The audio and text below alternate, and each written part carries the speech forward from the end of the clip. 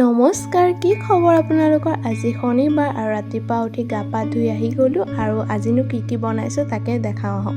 আৰু এফালে মোৰ ভাত হৈ গ'ল আৰু এইফালে বুটৰ দালি আৰু মগুৰ দালি মিক্স কৰি বনাইছোঁ আৰু এফালে হ'ল বেঙেনা ভাজি আৰু পটল ভাজি কৰিছোঁ। আজি যিহেতু আমাৰ নিৰামিষ শনিবাৰ সেইকাৰণে এনেকৈ বনালোঁ আৰু ৰাতিলৈ এয়া ৰঙালাও এটা আছিলে এনেকৈ কাটি ল'লোঁ। মই এটা ৰেচিপি বনাব লৈছোঁ, মানে কোমোৰত ছক্কা বুলি কয় বেংগলীত।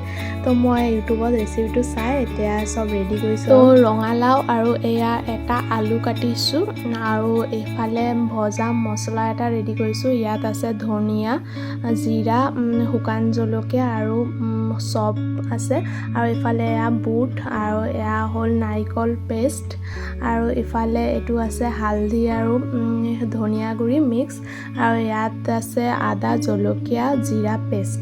তো এয়াই হ'ল মছলাখিনি আৰু এইফালে ফাৰ্ষ্টতে মই তেলত এয়া ৰঙালাওখিনি ভাজি লৈছোঁ। তাৰপিছত তেলত পাঁচফোৰণ, শুকান জলকীয়া, তেজপাত দি আলুখিনি দি দিছোঁ আৰু শিঙো অলপ দিছিলোঁ। আলুখিনি অলপ ফ্ৰাই হোৱাৰ পাছত জিৰা, আদা, জলকীয়া পেষ্টটো দি তাৰপিছত নাৰিকল আৰু বুটখিনি দি দিছোঁ। এতিয়া ধুনীয়াকৈ এইখিনি মিক্স কৰি অলপ টাইম ভাজিম ভালকৈ।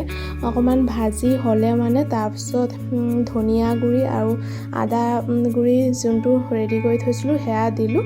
তাৰপৰা এতিয়া ৰঙালাওখিনিও দি দিছোঁ। এতিয়া ধুনীয়াকৈ ভাজি লৈছোঁ অকণমান। তাৰপিছত নাৰিকলৰ পানী অকণমান আছিলে সেয়া পানীয়ে দি দিছোঁ। এতিয়া হ'বলৈ হৈছে আৰু এতিয়া ভজা মছলাটো দি দিছোঁ আৰু এতিয়া মোৰ কোমোৰৰ ছক্কাটো ৰেডি হৈ গ'ল।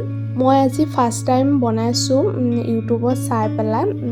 তো সেয়া এইটো নিৰামিষ চব্জি হয় আৰু খায়ো কিন্তু বহুত ভাল লাগিছিলে। আপোনালোকেও এবাৰ ট্ৰাই কৰি চাব পাৰে।